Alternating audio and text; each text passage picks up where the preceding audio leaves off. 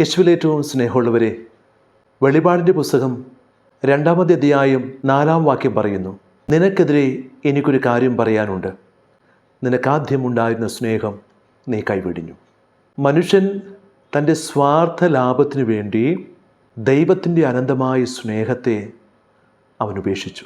ദൈവസ്നേഹത്തെക്കുറിച്ച് വിലാപങ്ങളുടെ പുസ്തകം 3-ാം അധ്യായം 22 മുതൽ വാക്യങ്ങൾ പറയുന്നു, കർത്താവിൻ്റെ സ്നേഹം ഒരിക്കലും അസ്തമിക്കുന്നില്ല, അവിടുത്തെ കാരുണ്യം അവസാനിക്കുന്നുമില്ല, ഓരോ പ്രഭാതത്തിലും അത് പുതിയതാണ്, അവിടുത്തെ വിശ്വസ്തത ഉന്നതമാണ്.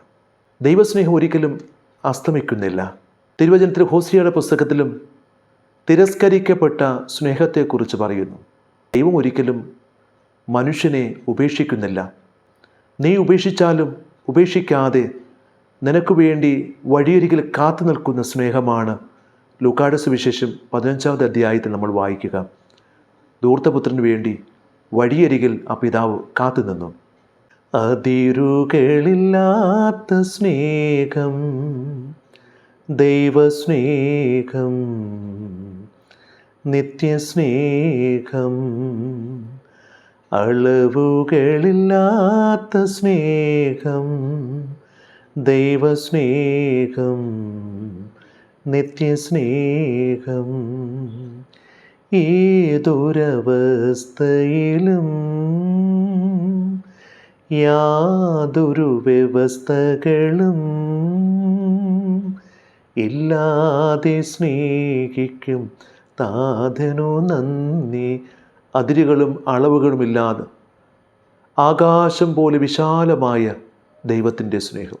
യിരെമ്യായുടെ പുസ്തകത്തിൽ 31-ാമത്തെ അധ്യായത്തിൽ തിരുവചനം 20 മുതൽ വാക്യങ്ങൾ പറയുന്നു, എഫ്രായിം എൻ്റെ വത്സലപുത്രനല്ലേ, എൻ്റെ ഓമനക്കുട്ടൻ. അവന് വിരോധമായി പെരുമാറുമ്പോഴെല്ലാം അവൻ്റെ സ്മരണ എന്നിൽ ഉദിക്കുന്നു. എൻ്റെ ഹൃദയം അവനു വേണ്ടി തുടിക്കുന്നു. എനിക്ക് അവനോട് നിസ്സീമമായ കരുണ തോന്നുന്നു. ഞാനും നിങ്ങളും ഉപേക്ഷിച്ചാലും സ്നേഹത്തോട് വാരിപ്പുണരുന്ന ഒരു കുഞ്ഞിനെ പോലെ ചേർത്ത് പിടിക്കുന്ന സ്നേഹമാണ് ദൈവത്തിൻ്റെ സ്നേഹം.